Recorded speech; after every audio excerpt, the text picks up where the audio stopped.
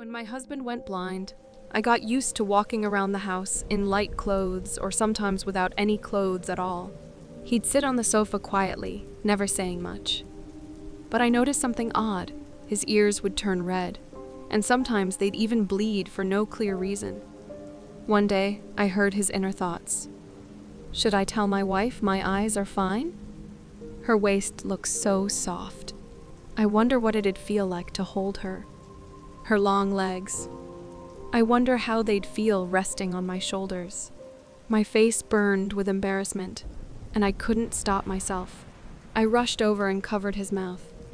After a wild night out at a nightclub, I came home exhausted, both physically and mentally. I barely made it through the door before my dad greeted me, sitting on the sofa with his arms crossed and a big smile. "I have good news for you," he announced. Still half asleep, I groan. What now? The company went bankrupt. I stared at him, confused. What? Are you crazy? How is that good news? Every cloud has a silver lining, he said, unfazed. What silver lining? I asked, feeling a sinking sensation in my stomach.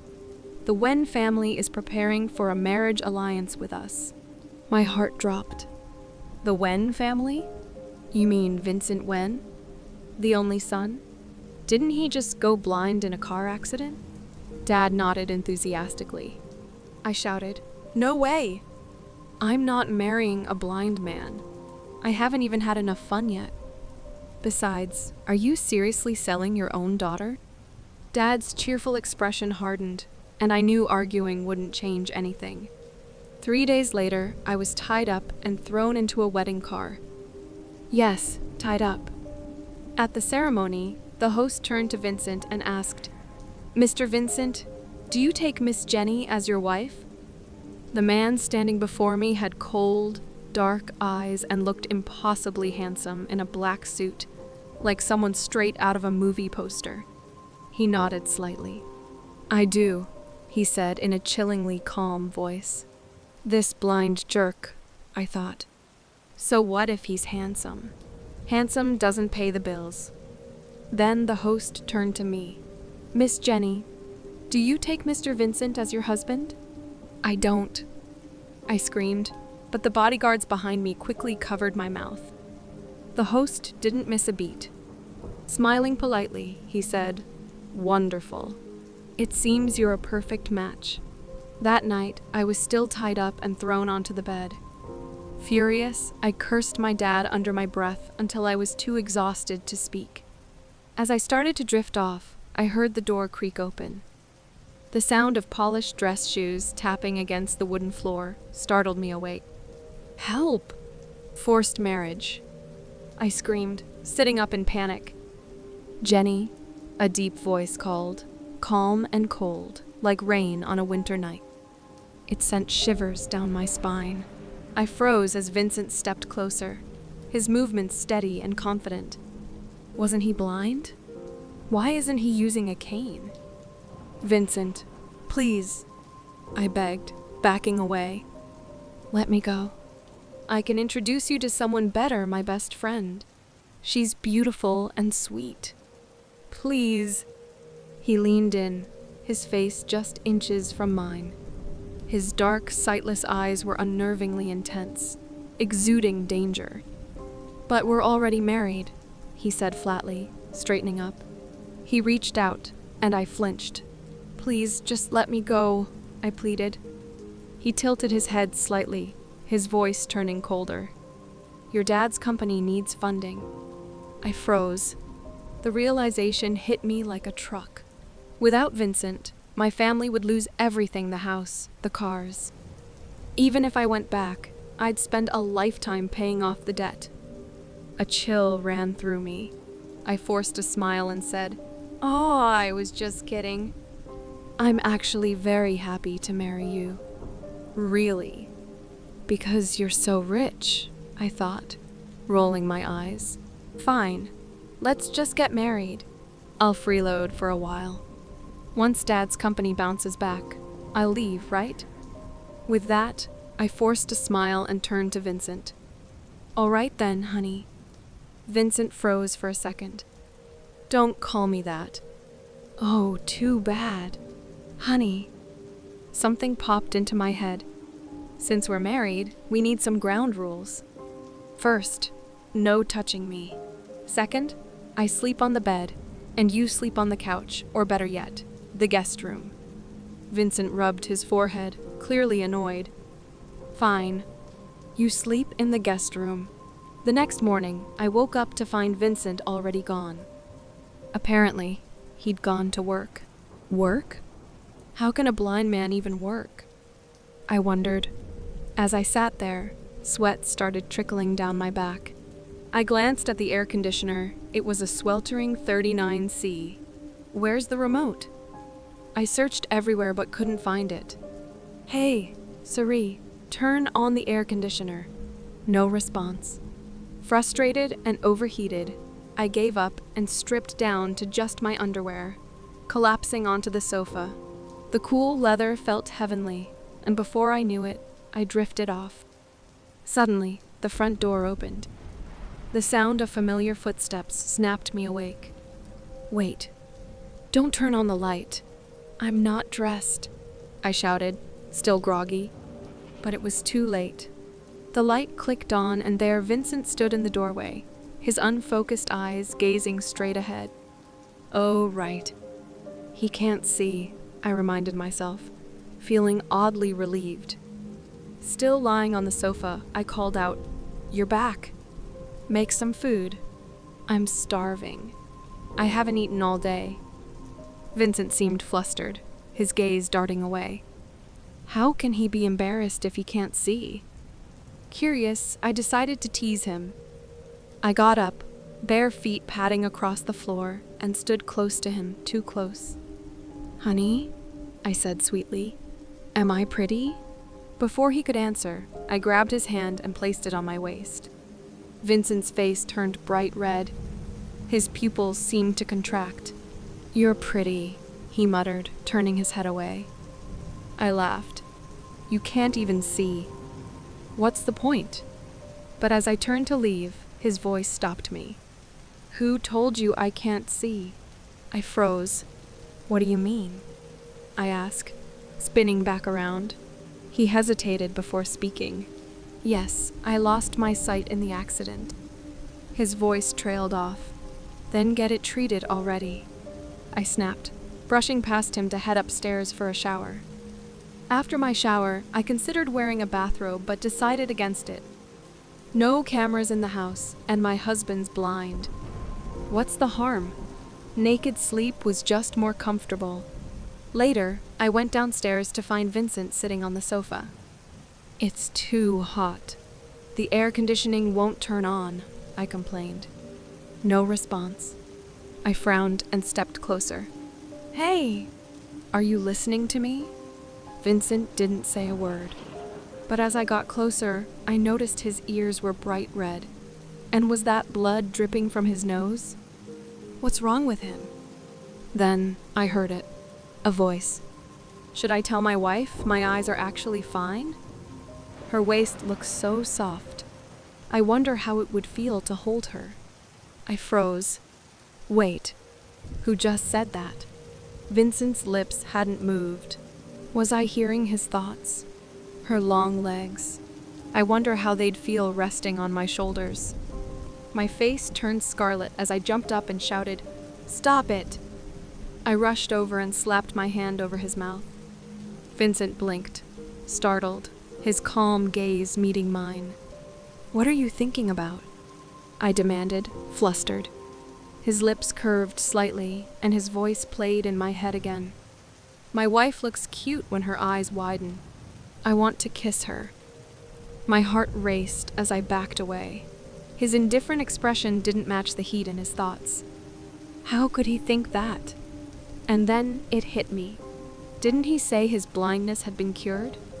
I raised my hand and waved it in front of his face. His eyes stayed still, unfocused. Smart move. If my wife finds out, I won't get to see her sexy figure anymore. Unbelievable. Fuming, I began packing my things into a bag, ready to leave. But just as I opened the door, a pair of strong arms wrapped around me. "Are you okay?" His voice was soft, almost caring. If I hadn't heard his thoughts, I might have believed it. I shoved him away, my heart pounding. "Stay back." Vincent's expression shifted, his gaze steady and sharp. He stepped closer, his movements confident. "Jenny," he murmured, his voice like silk. "Where are you going?" I backed into the corner of the table, feeling like prey. His predatory smirk sent shivers down my spine as he closed the distance. Step by step, I moved closer, my heart pounding like it was about to leap off a cliff. I swallowed hard, trying to think fast. My best friend just had a breakup, and I need to go to her house and comfort her," I blurted out.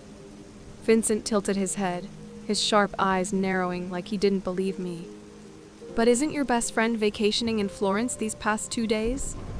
he asked, his voice calm but piercing.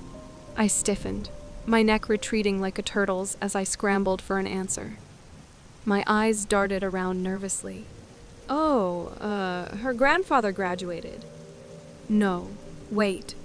Her dad is pregnant?" "Yeah, that's it." "I'm going to help out," I stammered, knowing how ridiculous I sounded. Vincent stepped closer until he was towering over me. His gaze was like a weight pressing down on me. "Jenny," he said, his voice low and steady, "why are you lying to me?" I couldn't meet his eyes. I was too afraid he might pin me to the bed right then and there. "I'm not lying. There's really something going on," I said, patting his shoulder lightly. His presence was too close for comfort. "I'll be gone for a couple of days," I added quickly. Vincent finally nodded. "Fine," he said, though the look on his face sent chills down my spine. Relieved, I grabbed my suitcase and bolted for the door. But when I got to my dad's house and punched in the gate code, nothing happened. "What the?" I muttered. Turns out my dad had changed the passcode without telling me. Even worse, my phone wasn't in my bag. I must have left it back at Vincent's place. Calling my aunts or uncles was out of the question. They'd all turned their backs on us when the family business went bankrupt. I was completely stuck. Dragging my suitcase behind me, I slumped down on the curb. Tears stung my eyes as I stared at the cracked pavement. My stomach growled, and I realized just how bad things were. That's when a scruffy little dog trotted by, wagging its tail happily with a plastic bag holding a piece of bread dangling from its mouth. "Hey!" "Stop!" I shouted, desperate. The dog turned and blinked at me with big, curious eyes. Guilt hit me like a wave, but hunger won out. A moment later, I was sitting on the curb, splitting the bread with the little dog. "Great," I muttered, glaring at the bread. "I'm officially sharing food with a stray dog now. Thanks a lot, Vincent." My voice cracked as tears spilled down my cheeks. The dog licked my hand like it understood. "Get lost," I snapped, pushing it away. But the scruffy thing just wriggled back into my lap, wagging its tail. Eventually, I found work as a waitress at a dingy bar. The dog stuck to me like glue, wagging its tail whenever I glanced at it. Life wasn't glamorous, but at least I had a little company. That's when I overheard 2 bar patrons gossiping. "Did you hear? Vincent's new wife ran away." "Yeah. His face is darker than the bottom of a shoe." The other laughed. I froze, my grip on the tray tightening. Panic prickled up my spine. Before I could think, a man barged into the bar, holding up a picture of me. "Have you seen this woman?" he barked, scanning the room. Vincent's people. My heart dropped. I ducked behind the bar, but someone from a nearby table grabbed my arm. "Hey, where's our drinks?" he said, pulling me back. "Wait a minute, you look familiar." Panic took over. I kicked him in the shin, threw the tray down, and bolted for the back door. "Jenny, that's her. Catch her," someone yelled behind me. My legs burned as I sprinted down the narrow stairwell. My uniform, too tight to begin with, was slowing me down. I yanked off the skirt and kept running, my heart pounding in my ears. Suddenly, a strong hand grabbed me from the shadows. Another clamped over my mouth before I could scream. "Got you?" a low, chilling voice said. My blood ran cold as I was pulled into a firm, unyielding embrace. "Vincent!" I tried to shout, but he tilted my chin up, his eyes boring into mine. "Be good," he whispered. "It'll only hurt if you struggle." Before I could react, his lips crashed onto mine in a fierce, punishing kiss. His teeth grazed my lip, making me gasp in pain. My hands pushed against him weakly, but it was no use. My body betrayed me, going limp in his arms. In the dark, cramped stairwell, the sound of our breaths and the rustle of fabric filled the air. My mind raced, but my body refused to fight back. This was punishment, and Vincent wasn't letting me go. Vincent finally stopped, his face inches from mine, his breath heavy and warm. My eyes filled with tears as I tilted my head up. "This is all your fault," I whispered shakily. "My dad doesn't want me anymore." He raised his hand, gently wiping the corner of my mouth. "Blame me if you want," he said softly. "It's fine. You have me now." His words snapped me out of my daze. I jerked back, glaring at him. "Why did you kiss me?" I demanded, struggling to pull away. "Your eyes. They were never hurt. You lied to me." Vincent didn't even flinch. So you figured it out," he said casually. "You're a pervert." I shot back. You even saw my underwear." "So what?" Vincent stood up, his tall frame towering over me. "We're married, after all." "But I don't like you," I yelled. He smirked, bending down to my level. "That's fine," he said calmly. "You will eventually." Before I could argue, he squatted down, grabbed my chin, and looked straight into my eyes. His dark gaze was like a bottomless lake, pulling me in. I tried to pull away, but he loosened his tie and quickly wrapped it around my wrists. "Let go of me," I protested, struggling against him. Without answering, Vincent scooped me up into his arms. "We're going home," he said firmly. "Wait. Can I at least sit in the passenger seat?" I asked as he carried me out. Even in the car, I was cradled in his lap, his scent filling the space around me. It was intoxicating, and I hated that part of me didn't mind it. "No, you can't," he replied, running his fingers through my hair as if he owned me. His lips started to lower toward mine again, and I quickly turned my head. "I'm not for sale, Vincent," I snapped. "You can't just take what you want." He sighed, his tone oddly sad. "Too bad," he muttered, but he didn't try to kiss me again. My thoughts raced as the car moved along. What was he thinking? Why couldn't I figure him out? By the time we got back to his house, I was too tired to keep fighting. Vincent carried me inside like I weighed nothing, holding me close. "Don't run off like that again," he said, pausing for a moment. "Your father don't mention him to me," I interrupted, my voice rising. "Am I even his real daughter anymore? Ever since my mom passed, he's been impossible. He even sold me to you." The words felt heavy as they tumbled out, and before I knew it, tears were streaming down my face. And I had to compete with a dog for food. I sobbed, overwhelmed by everything. Vincent went quiet, as if choosing his words carefully. Then, without saying much, he pulled me into a hug. "It's okay," he whispered. "From now on, you can rely on me." "Rely on you?" I thought bitterly. I'd rather trust the dog it's less twisted than you. But deep down, I realized I didn't have a choice. Living on the streets or working as a bar waitress wasn't exactly ideal. At least here, There was food and shelter. If he wants to hug me, fine, I thought, trying to convince myself. If he wants to kiss me, so be it. Strangely, being held by him was comfortable. Before I knew it, I drifted off to sleep. I hated to admit it, but he was annoyingly good at kissing. The next night, I woke up sweating. The air conditioner in the master bedroom had broken, and it was unbearable. "Forget this," I muttered, grabbing a pillow. I tried to sleep on the floor, but it was too hard and my back started to ache. Giving up, I wandered into the guest bedroom, where a cool breeze greeted me. Much better," I sighed, crawling into bed. "Jenny?" Vincent's groggy voice startled me as he turned on the bedside lamp. "What's going on?" "I checked feng shui today," I lied quickly. "Apparently, the master bedroom's energy is bad right now.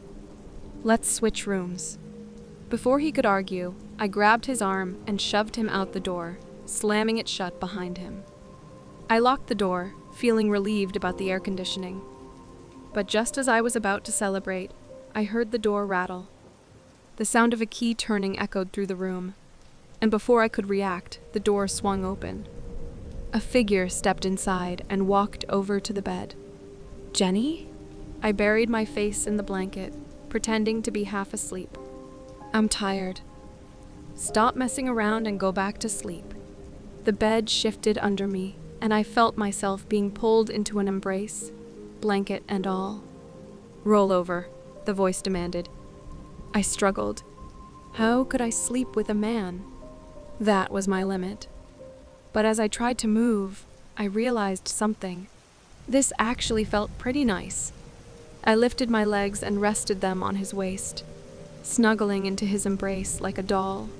It felt safe. Warm, something I hadn't experienced in years. Not since my mom passed away when I was 5.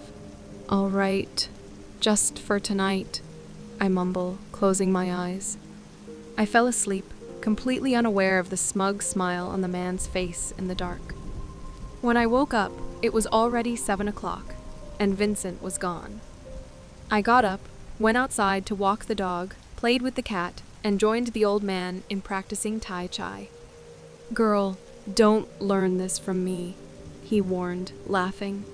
I stretched awkwardly and kicked over a railing before pushing it back up. When I looked up, I froze.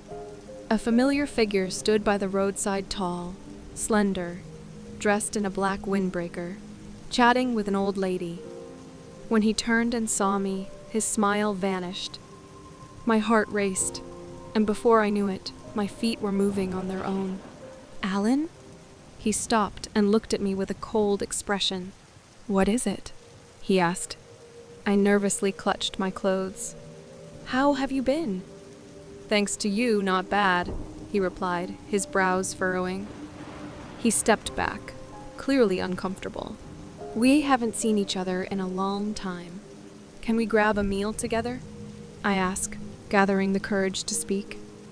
Alan was the guy I had a crush on for 4 years, but he liked someone else.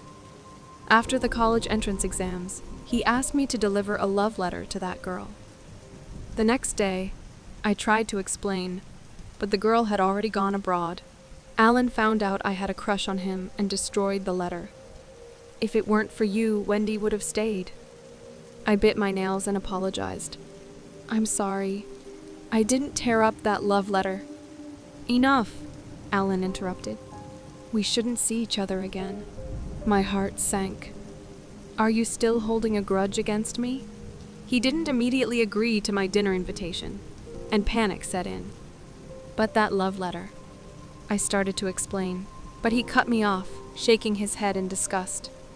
Before I could say anything more, he walked away. I sat on the ground for a while, feeling utterly defeated. Just as I was about to give up, a figure stood in front of me. "Are you hurt?" Vincent, looking cold and distant, knelt down and helped me to my feet, then took me home. Once I was on the bed, I realized something. "Vincent, why aren't you at work?" He looked down at me, gently blowing on the wound on my foot. "I forgot my documents," he explained quietly. He carefully lifted my foot onto his knee and began cleaning the wound with iodine. "If it hurts, you can scream," he said. "Why didn't you ask the secretary to get them?" I asked, confused. Vincent didn't answer. He just focused on cleaning the wound with such care it surprised me. His gentle touch made something inside me twist. "I didn't destroy that love letter, Vincent. Do you believe me?" He paused for a moment, then looked up. "I believe you." I felt a lump in my throat. Vincent and I were high school classmates, but I had no idea how deep our connection really went until now. It had been a year since I pursued Alan so relentlessly. There was one time when I fell into the water, and someone saved me before disappearing. When I woke up, I searched everywhere to find out who had helped me. An old lady told me it was Alan. The next time I saw him at school, I couldn't stop thinking about his kind, gentle smile.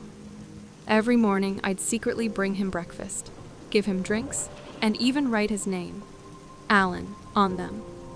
Each time it filled my heart with sweetness. But his brother would always tease me, calling my name ugly. Alan, though, seemed to only see me as a friend. It wasn't until the love letter that everything fell apart. We couldn't even remain friends after that. I lowered my head, wiping away the tears I didn't even realize I was shedding. Vincent sighed and hugged me. "Jenny, what should I do with you?" Suddenly, my best friend called frantically, "Jenny, do you know your dad is in the hospital?" I froze. My phone dropped to the ground as I went numb. Vincent finally told me the truth. My dad had late-stage stomach cancer, and there wasn't much time left. With only a pampered daughter like me left, my dad had entrusted me to Vincent, someone he trusted more. The company wasn't bankrupt yet, but it was temporarily under Vincent's management. It was like my dowry. I couldn't say anything at first. It wasn't until I entered the hospital room and saw my dad's surprised, helpless expression that I walked over, forcing a smile. "Dad, not eating properly led to this, didn't it?" I found myself unable to sleep at night.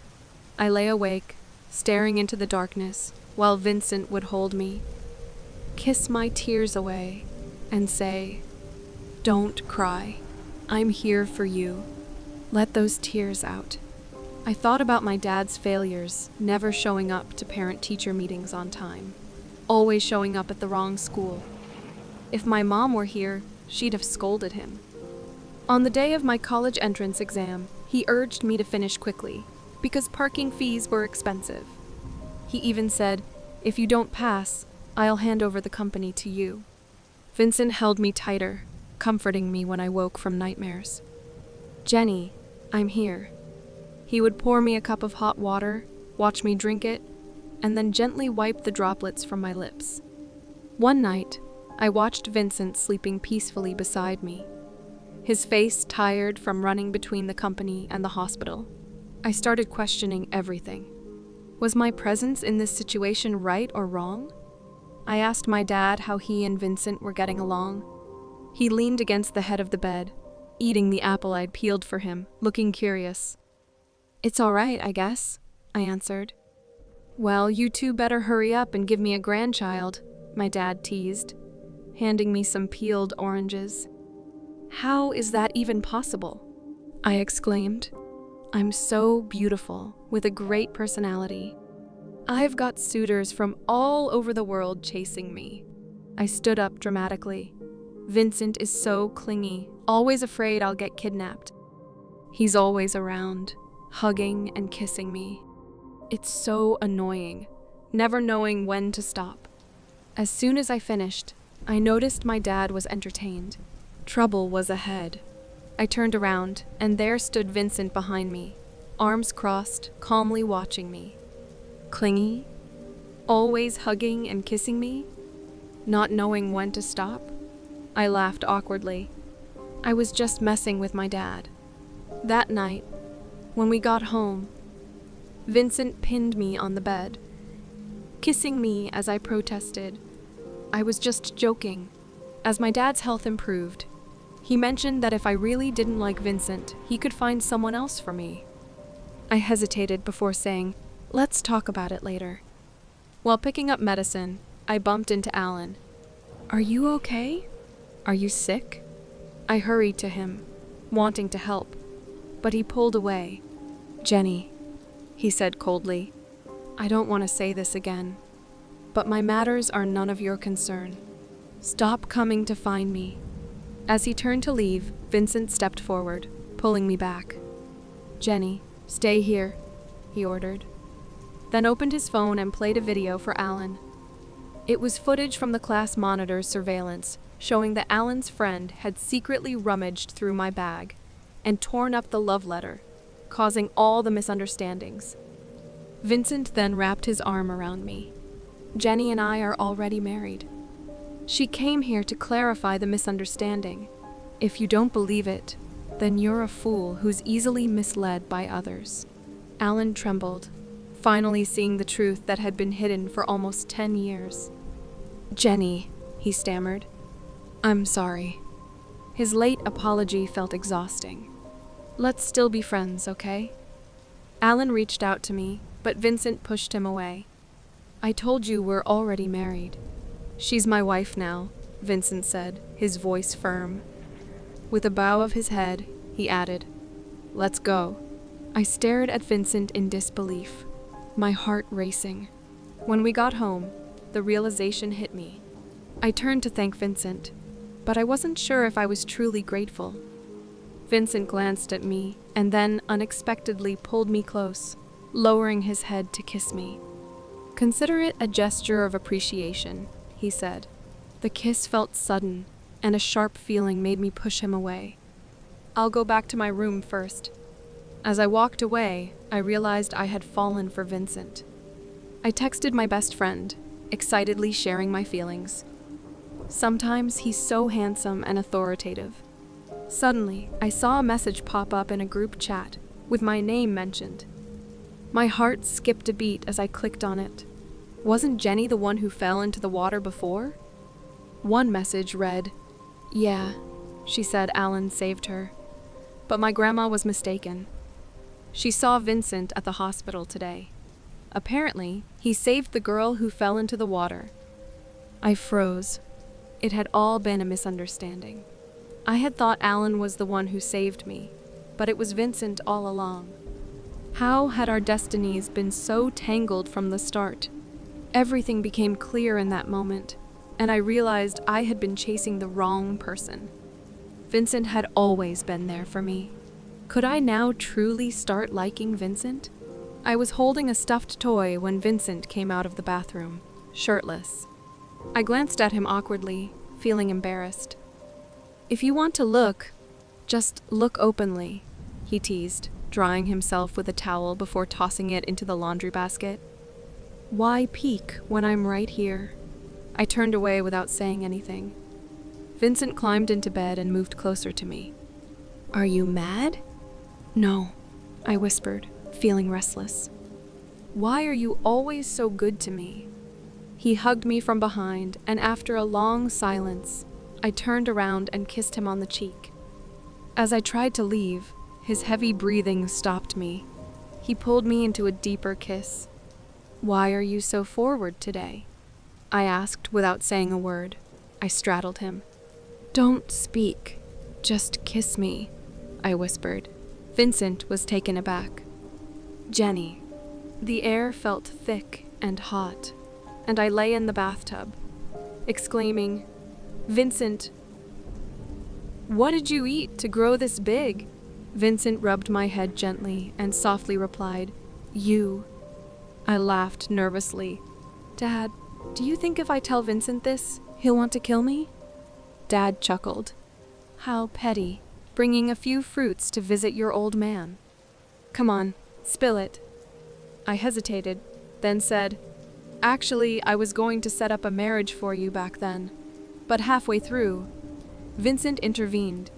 He said he'd secretly admired you for a long time. I couldn't believe what I was hearing. Dad continued. He had a crush on you since high school, calling you his little son. Full of life and positivity.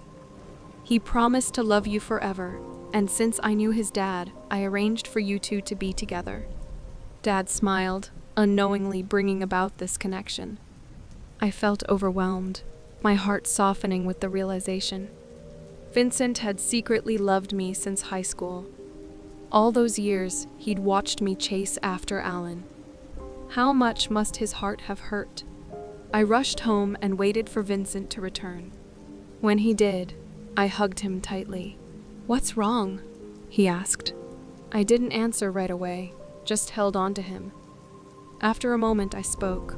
"I'm sorry for running away before and making you search for me for so long." Vincent smiled, patting my head. "It's not your fault." "And I'm sorry," I added, "for thinking the person who saved me back then was Alan." "Stop," Vincent said, lowering his head to kiss me. "Look, we're together now, and that's enough. Those years, those misunderstandings, they don't matter. It's okay as long as you know I love you." Just then, Alan arrived at the hospital with a bouquet of flowers, trying to apologize. "I'm sorry. It was all my misunderstanding. Can we still be friends?" he asked, smiling like he used to in his simple white shirt. But now, I just felt nauseous. "It's too late, Alan. I'm already married," I said, my voice cold. "Back then, you chose not to listen to me. Now that the truth is out, what's the point of apologizing?" Alan stepped closer, trying to hug me. "I'm really sorry," he said, but I backed away, feeling dazed. "I don't need your apologies anymore," I replied. "I don't care about the past. I'm married to Vincent." "Don't look for me again," Alan insisted. "Your marriage to him is just an alliance. You can't possibly love him. You liked me for all those years." I shook my head. "I like Vincent. He's rich and kind. Sorry, you should leave now." I turned to leave and saw Vincent standing by the car, watching us. I didn't know how long he had been there. Our eyes met, and I quickly looked away. "What did you just say?" Vincent asked. "Rich and kind?" My face instantly turned red, and I cleared my throat. "Nothing, you misheard. Let's talk about it at home." A few months later, my dad's condition stabilized. I brought him a report one day, and for the first time, I saw him cry. He hadn't cried when he found out he had cancer or during chemotherapy. But when he learned I was pregnant, tears filled his eyes. "I want to pick a name for him," he said. "Let's call him Winnie." I think Jenny must have picked that name. It sounds like something that could warm you in winter. Vincent hugged me and whispered, "Jenny. Let's name him Honey." I remembered back in high school, after Vincent finished playing basketball. He wiped his sweat off with his shirt. I had handed a bottle of water to Alan, smiling as I did. Vincent suddenly felt thirsty, but he refused the water. He just wanted to be left alone. The next day at the sports competition, I handed Vincent his race number and cheered him on. "If you're too tired, don't push yourself. Take a break," I said, encouraging him. Vincent smiled, but everyone else was telling him to fight for first place.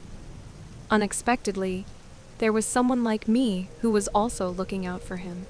He stepped onto the track, his gaze distant as the sunlight warmed his face.